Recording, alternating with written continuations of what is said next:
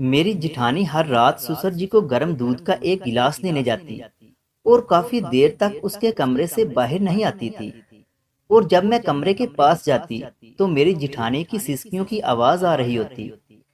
ایک رات میں نے اس سے پوچھ لیا تو اس نے بات ٹال دی۔ میں نے سوچا کہ اس رات سے پردہ اٹھا کر ہی رہوں گی۔ اگلے دن پھر جب سسکیوں کی آواز آئی تو میں نے چپکے سے ریکارڈنگ آن کر کے موبائل کھڑکی سے لگا دیا، اور پھر جب ویڈیو دیکھی تو جٹھانی سسر کے، میرا نام سمیرہ ہے، میری عمر 18 سال تھی جب میری شادی ہوئی۔ میرے شوہر کو میرے بابا نے صرف اس لیے رشتہ دیا کیونکہ ان کی علاقے میں بہت عزت تھی۔ میرے سسر کو میرے ابو بھی جانتے تھے، اس لیے بابا نے صرف یہ دیکھا کہ لوگ شریف ہیں، اور اس میں کوئی شک نہیں تھا، لوگ بہت اچھے تھے۔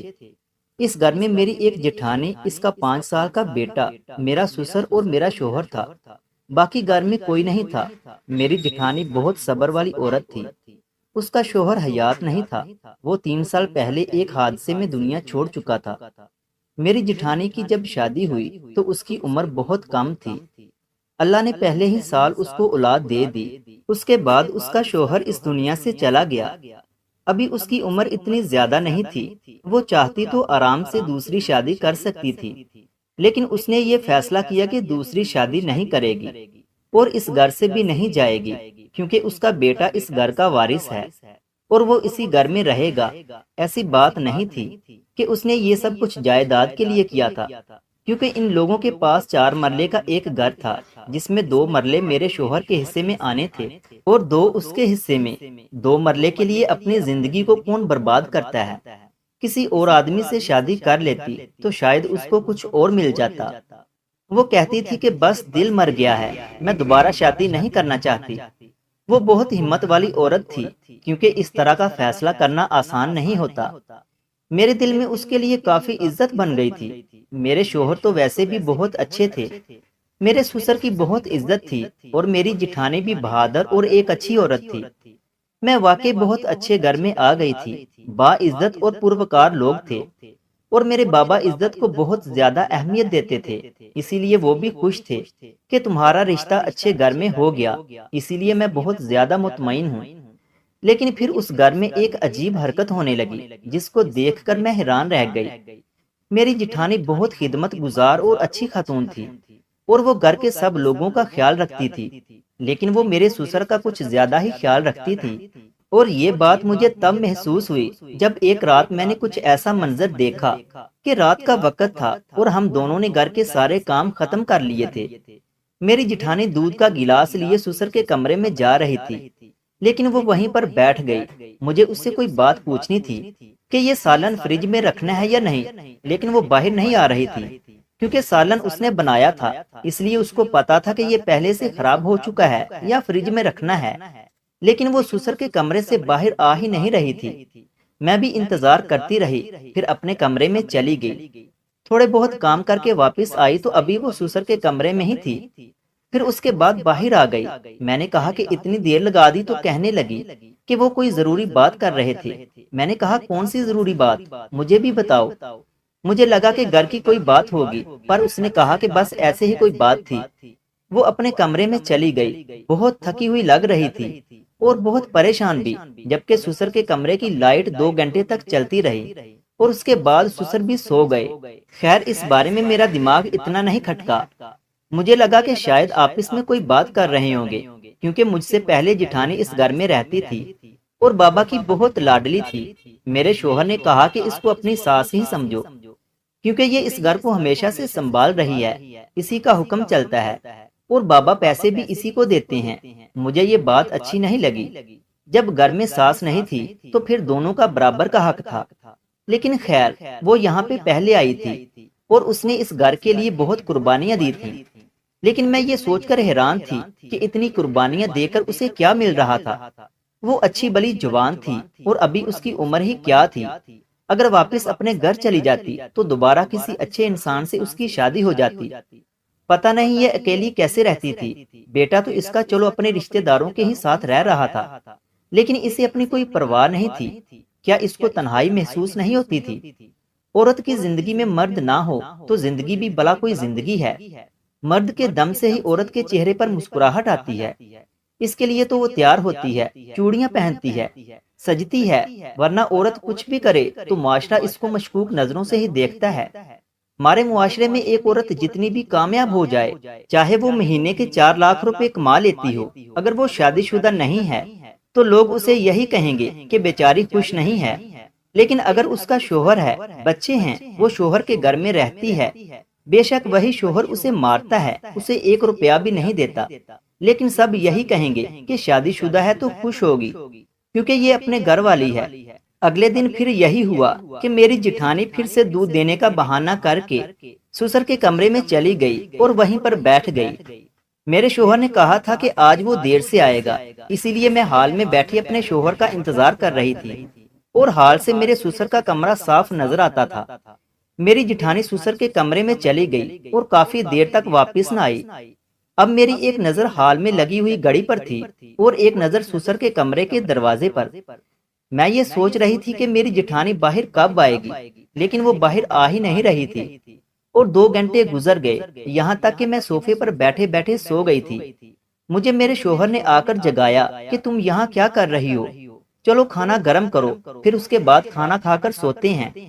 میں نے کہا کہ آپ کا انتظار کر رہی تھی۔ کمرے میں دیکھا تو ایسا لگا کہ شاید جٹھانی وہاں سے چلی گئی ہوگی، لیکن پھر جب شوہر کے لیے کھانا گرم کر کے کمرے کے قریب گئی اور جب کان لگا کر سنا تو یہ سن کر حیران رہ گئی۔ میری جٹھانی کی سسکیوں کی آواز آ رہی تھی۔ میں نے اپنے منہ پر ہاتھ رکھ لیا تھا کیونکہ میں سارا معاملہ سمجھ چکی تھی۔ میں حیران و پریشان تھی کہ یہ کیا ہو رہا تھا۔ میری جٹھانی دودھ دینے کے لیے اندر گئی تھی اور ابھی اس کی سسکیوں کی آواز باہر آ رہی تھی۔ یہ کیا ہو رہا تھا؟ مجھے ایسا لگا جیسے کوئی میرے پیچھے کھڑا ہے۔ میں نے مڑ کر دیکھا تو وہ میری جٹھانی کا بیٹا تھا، پوچھ رہا تھا کہ امی کہاں ہے۔ میں نے اس کی طرف دیکھا اور سوچا کہ بیچارے کو کیا پتا اس کی ماں کہاں ہے اور کیا کر رہی ہے۔ میں نے کہا کہ وہ باتھ روم میں ہے، میں ان کو بلاتی ہوں، تمہیں کچھ چاہیے کیا؟ تو اس نے کہا کہ مجھے بس ڈر لگ رہا تھا۔ میں اس کے ساتھ جٹھانی کے کمرے میں چلی گئی۔ تھوڑی دیر کے بعد جٹھانی کمرے میں آ گئی۔ وہ اپنے خیال میں کمرے میں داخل ہوئی، اسے کیا پتا تھا کہ میں بھی اس کے کمرے میں بیٹھی ہوئی تھی۔ وہ اپنے چہرے سے پسینہ صاف کر رہی تھی۔ میں نے کہا کہ کیا ہوا؟ کون سا محنت کا کام کر لیا؟ آپ اتنی زیادہ تھکی ہوئی کیوں لگ رہی ہیں؟ تو وہ کہنے لگی کہ کچھ نہیں، پیچھے لان کی صفائی کر رہی تھی۔ میں بھی سوچنے لگی کہ جھوٹ بھی کس کے سامنے بول رہی ہے، لان کی صفائی کر رہی تھی، وہ بھی رات کے ٹائم، وہاں پر تو اتنا اندھیرا تھا اور یہ کوئی صفائی کرنے کا وقت تھا۔ لیکن جب وہ بڑھ چڑھ کر جھوٹ بول رہی تھی، پھر میں نے بھی کچھ نہیں کہا کہ مجھے اس کے بارے میں پتا ہے، کیونکہ ابھی تو مجھے یہ راز کنفرم کر کے پھر اس کا بانڈا پھوڑنا تھا، کیونکہ اس گھر میں اتنی گندگی ہو رہی تھی تو یہ تو بہت ہی بری بات تھی، جبکہ یہ لوگ دنیا والوں کے سامنے بہت ہی شریف اور عزت دار بنے ہوئے تھے۔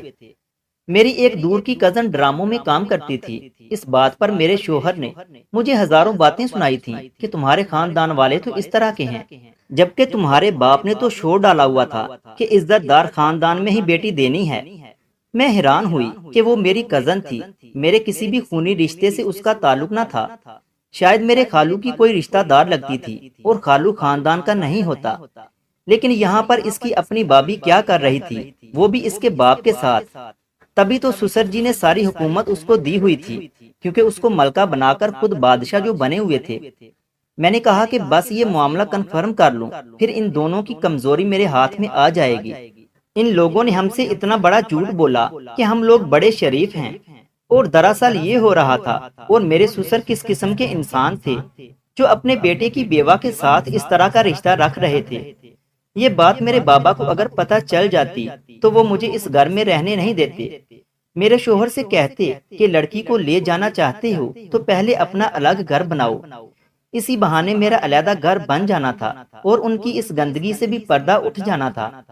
اگلے دن پھر میری جٹھانی دودھ لے کر کمرے میں چلی گئی اور اس دفعہ میں نے اس کی آواز کو ریکارڈ کر لیا۔ میں بہت محتاط تھی کیونکہ میں نہیں چاہتی تھی کہ کوئی مجھے دیکھ لے۔ جب میں نے ریکارڈ کر لیا تو خیر سے ریکارڈنگ بہت اچھی آ گئی تھی۔ میں نے ویڈیو میں کمرہ بھی دکھایا، کمرے کی کھڑکی بھی، اور آوازوں کو بھی ریکارڈ کر چکی تھی۔ میں بیٹھی ہوئی ویڈیو سن رہی تھی جب میرا شوہر کمرے میں آ گیا اور اس نے آواز سنی۔ اس نے کہا کہ یہ کیا ہو رہا ہے؟ اس کمرے میں کس قسم کی آواز ہے؟ کیا دیکھ رہی ہو تم؟ میں نے کہا وہی دیکھ رہی ہوں، آپ لوگوں کو جو نظر نہیں آتا۔ اس گھر میں کیا ہو رہا ہے مجھے پتا چل گیا ہے، اور میں کسی صورت بھی کسی کو معاف نہیں کروں گی۔ میں نے اپنے شوہر کو بہت باتیں سنائیں، وہ بہت حیران تھا کہ میں کیوں اس طرح کی باتیں کر رہی ہوں۔ میں نے کہا کہ دوسروں کی بہنوں بیٹیوں کے بارے میں بات کرنے کا بہانہ چاہیے، اور اپنے گھر میں کیا ہو رہا ہے آپ کو پتا ہی نہیں؟ کیسے مرد ہیں آپ جس کو یہ نہیں پتا کہ اس گھر کی عورتیں کیا کر رہی ہیں؟ میرے شوہر کو غصہ آ گیا کہ ایسا کیا ہوا ہے۔ اس نے مجھے باتیں سنانا شروع کر دی، کہنے لگا کہ ہوا کیا ہے، کم سے کم بتاؤ تو صحیح۔ میں نے وہ ویڈیو دکھا دی، کمرہ تو وہ پہچان گیا تھا۔ ویڈیو دیکھ کر اس کے ہاتھ پاؤں کانپنے لگے، اور پھر اس نے اپنا سر پکڑ لیا۔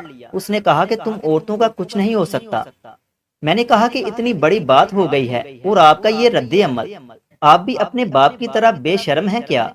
میں نے اتنا کہا تو میرے شوہر کا ہاتھ اوپر ہوا میں اٹھ گیا۔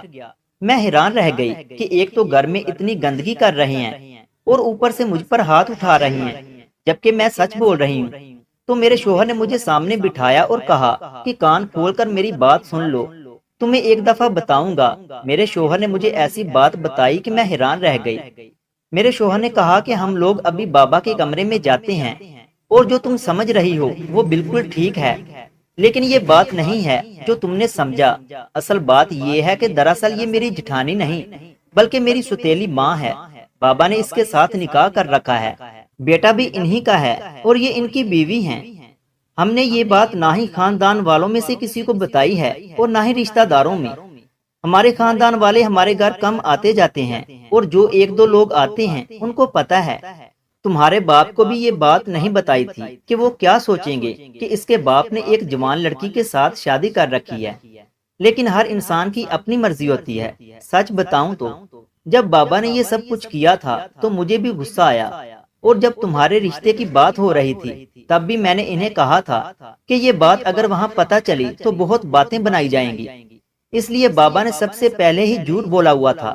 اگر وہ ان کے کمرے میں جاتی ہے تو وہ ان کی بیوی ہے، تمہاری وجہ سے ان کی زندگی ڈسٹرب ہوئی ہے، کیونکہ وہ نہیں چاہتے تھے کہ تمہیں یہ سب کچھ پتہ چل جائے۔ میں نے کہا کہ پھر بھی آپ لوگوں نے جھوٹ بولا۔ پھر میرے شوہر نے مجھے سمجھایا کہ اس میں جھوٹ اور دھوکے والی کوئی بات نہیں ہے، شادی کرنا ہر مرد کا حق ہے۔ اگر اس نے شادی کر لی ہے تو یہ اس کا معاملہ ہے، تمہیں ان ساری چیزوں کے بارے میں پڑھنے کی ضرورت نہیں ہے، اپنے ماں باپ کو بھی بتانے کی ضرورت نہیں ہے۔ جب انہیں پتا چل جائے گا تو ہم بتا دیں گے، تب تک تم ان کو ان کے حال پر چھوڑ دو، اپنی زندگی گزارنے دو۔ تمہیں تو خوش ہونا چاہیے، تمہاری ایک الگ زندگی ہے۔ اس گھر میں تمہارے اوپر کوئی بولنے والا نہیں ہے، کوئی روک ٹوک نہیں ہے۔ میں نے اپنے شوہر کی بات سمجھ لی، مجھے کسی کی زندگی میں بولنے کی ویسے بھی کوئی ضرورت نہیں تھی، ان کی اپنی زندگی تھی۔ میں نے شوہر سے وعدہ کیا کہ آئندہ اس طرح کی کوئی حرکت نہیں کروں گی۔ اپنی جگہ جٹھانی بھی ٹھیک تھی، میں نے اس سے بات کی اور اسے سب کچھ بتایا کہ میری وجہ سے وہ بھی تو مشکل میں رہتی تھی، شوہر سے دور رہنا پڑتا تھا اور بہانہ بنا کر کمرے میں جاتی تھی۔ اس لیے میں نے کہا کہ مجھے معاف کر دو، میں نے تمہارے بارے میں پتہ نہیں کیا سوچ لیا تھا۔ اس نے کہا کہ تمہاری جگہ کوئی بھی ہوتا تو اسی طرح کی بات سوچتا۔ اس کے بعد سے میں نے یہ بات اپنے دل میں رکھ لی اور کسی کو اس کے بارے میں نہیں بتایا۔ کوئی میرے سے بھی بات کرتا تو میں جواب نہیں دیتی تھی، سب اپنے حساب سے چل رہے تھے۔